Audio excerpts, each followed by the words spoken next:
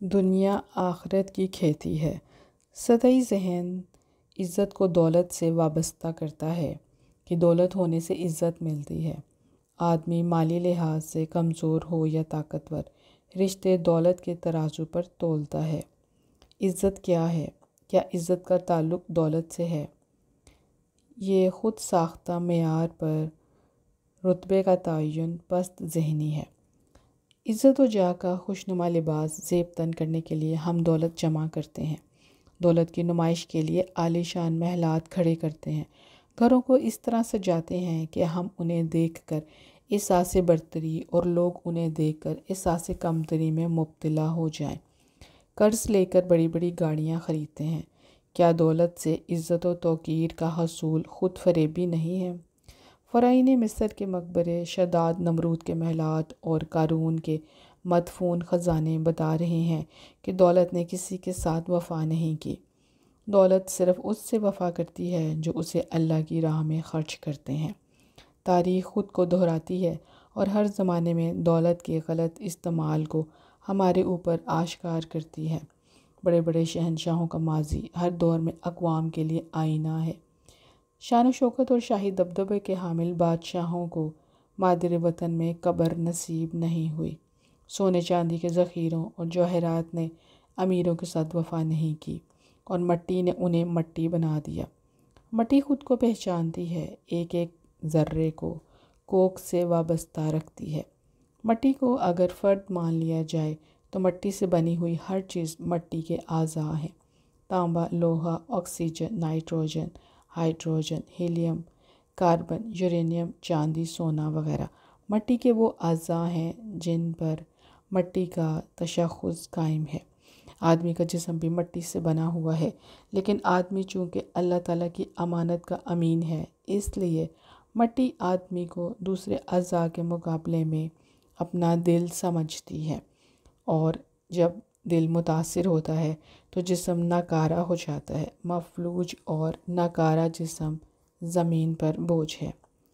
دوستو، کون نہیں جانتا کہ آدمی 50 کمروں کا مکان بنا لے، لیکن سوئے گا وہ ایک چارپائی کی جگہ پر۔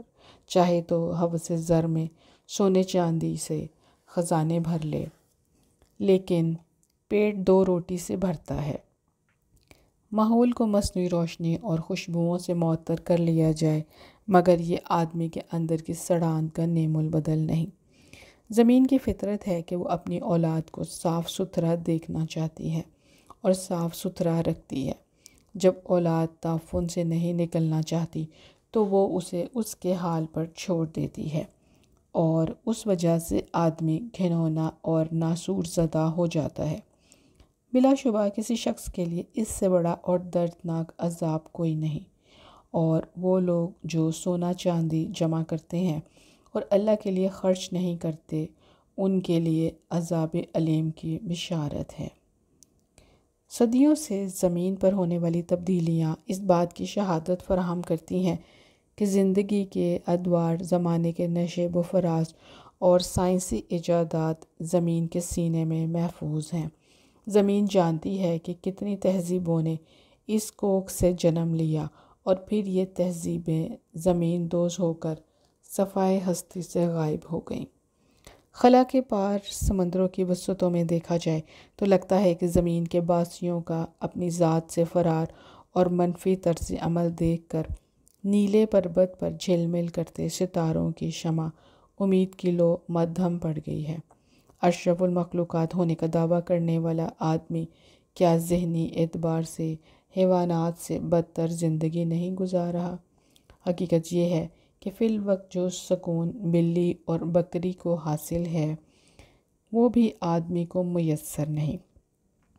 زمین کا ظاہری جسم اور اس جسم میں نشو و نما پانے والی ہر شے مٹی ہے۔ زمین کو قدرت نے اتنا سخت نہیں بنا دیا کہ آدم زاد اس پر چل نہ سکے، اور اتنا نرم نہیں بنایا کہ آدم زاد کے پیر زمین میں دھس جائیں۔ اسے زمین پر اختیار ہے۔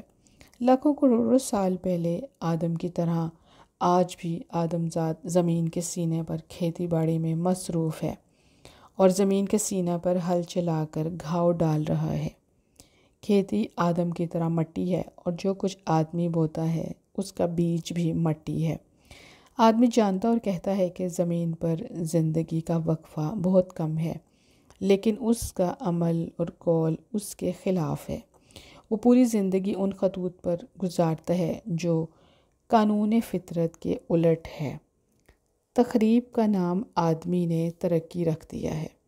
نوع آدم قدرت کی دی ہوئی صلاحیتوں کی امین ہے، لیکن اس نے ان صلاحیتوں کو حرص و ہوس، خود غرضی، انا پرستی اور خود نمائی جیسے جذبات کی تسکین کے لیے اپنی ذات تک محدود کر دیا ہے، اور یہ جانتے ہوئے بھی کہ فانی دنیا کے اعمال بھی فانی ہیں۔ اگر اعمال میں تعمیر ہے تو اعمال یہاں اور آخرت میں جزا ہے، اگر اعمال میں تخریب ہے تو اس دنیا اور آخرت میں سزا ہے۔ کاٹنے بونے والا کانٹے کاٹتا ہے اور تعمیری ذہن پھلا پاتا ہے۔ دوستو، جو بھی کانٹے بوئے گا تو وہ کانٹے ہی کاٹے گا، اور تعمیری ذہن اس سے محفوظ رہے گا۔